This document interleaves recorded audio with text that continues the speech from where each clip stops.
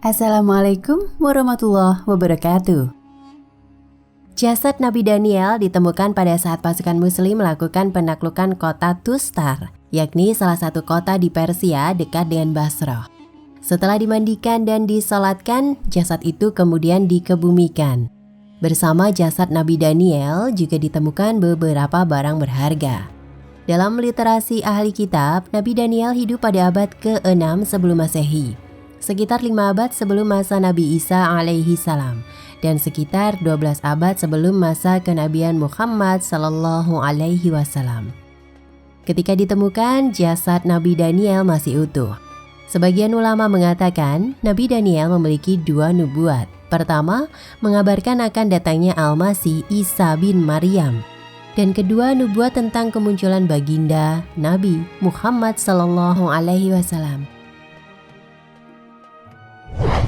Ibnu Katsir dalam bukunya berjudul Qasas Al-Anbiya mengutip Abu Bakar bin Abi Ad-Dunya di dalam kitab Ahkam Al-Kubur dari Abu Bilal Muhammad bin Al-Harits bin Abdullah bin Abi Burdah bin Abi Musa Al-Ash'ari telah menceritakan kepada kami, Abu Muhammad Al-Qasim bin Abdullah telah menceritakan kepada kami dari Abu Al-Ash'ad Al-Ahmari, ia berkata, Rasulullah Shallallahu Alaihi Wasallam bersabda bahwa sesungguhnya Daniel pernah berdoa kepada Tuhannya, yaitu Allah Azza wa Jalla, agar jasadnya dikubur oleh umatnya Muhammad.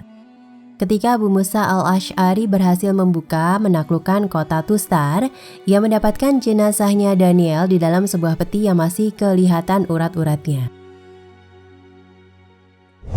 Sementara itu Rasulullah Shallallahu Alaihi Wasallam pernah bersabda, siapa yang dapat menunjukkan keberadaan Daniel, maka sampaikanlah kabar gembira berupa surga baginya. Adapun orang yang menunjukkan keberadaan Daniel adalah seorang laki-laki yang bernama Harkus. Oleh sebab itu Abu Musa segera mengirim sepucuk surat kepada Umar bin Khattab untuk memberi kabar tentang hal itu. Kemudian Umar membalas surat yang ditujukan kepada Abu Musa yang berisi perintah untuk menguburkannya dan memerintahkan agar Harkus menghadap kepada Umar karena Nabi Shallallahu Alaihi Wasallam telah memberikan kabar gembira kepadanya berupa surga. Ibnu Katsir mengatakan hadis di atas dari sisi riwayatnya adalah mursal, tetapi keadaan hadisnya masih diperdebatkan. Wallahu a'lam. Cerita dari Abu Aliyah Ibnu Katsir juga mengutip dari Yunus bin Bakir yang meriwayatkan dari Muhammad bin Ishaq.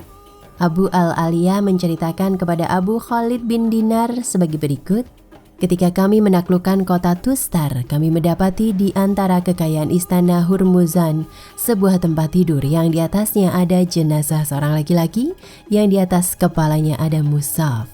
Lalu kami mengambil mushaf itu dan membawanya ke hadapan Umar bin Khattab. Kemudian Umar memanggil Ka'ab dan memerintahkannya untuk menyalinya ke dalam bahasa Arab. Akulah orang Arab pertama yang membaca mushaf tersebut. Aku membacanya seperti aku membaca Al-Quran. Lanjut Abu Al-Aliyah. Selanjutnya aku perawi hadis berkata kepada Abu Al-Aliyah, apa yang ada di dalamnya? Ia menjawab, sejarah kalian, ucapan-ucapan kalian, dan hal-hal yang terjadi setelahnya. Lalu aku bertanya lagi, apa yang engkau lakukan terhadap jenazah yang kalian temukan itu? Ia menjawab, kami menggali liang lahat pada siang hari sebanyak 13 lubang secara terpisah. Ketika malam tiba, kami makamkan jenazah itu dan kami ratakan semua makam tersebut, dengan tujuan agar kami menyembunyikannya dari manusia supaya mereka tidak menggalinya. Aku bertanya lagi kepada Abu Al-Aliyah, kemudian apa yang mereka harapkan darinya? Ia menjawab, jika mereka tertimpa musim kemarau, mereka menampakkan tempat tidur tersebut sehingga hujan pun turun. Aku bertanya lagi, menurutmu siapa jenazah orang itu? Ia menjawab, seseorang yang disebut-sebut bernama Daniel.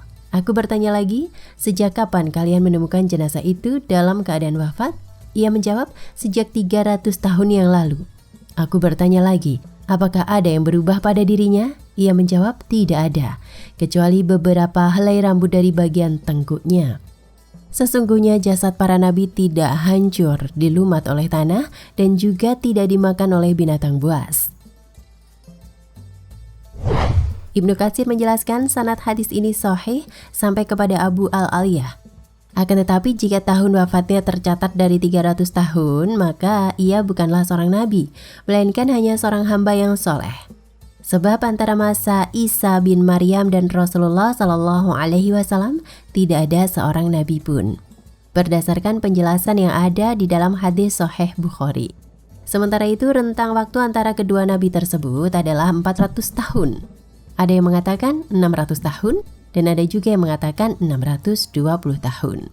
Adapun kemungkinan wafatnya Nabi Isa semenjak 800 tahun dan ia dekat dengan masa Daniel. Jika keadaan Daniel sama seperti realita yang telah disebutkan, wafat sejak 300 tahun, mungkin ia adalah jenazah orang lain dari kalangan nabi atau orang soleh. Akan tetapi dugaan yang paling kuat jenazah itu adalah Daniel, karena Daniel telah ditangkap oleh Raja Persia dan menetap di sana dalam keadaan terpenjara, ujar Ibnu Katsir. Selanjutnya telah diriwayatkan dengan sanad yang sahih sampai kepada Abu Al-Aliyah bahwa panjang hidungnya.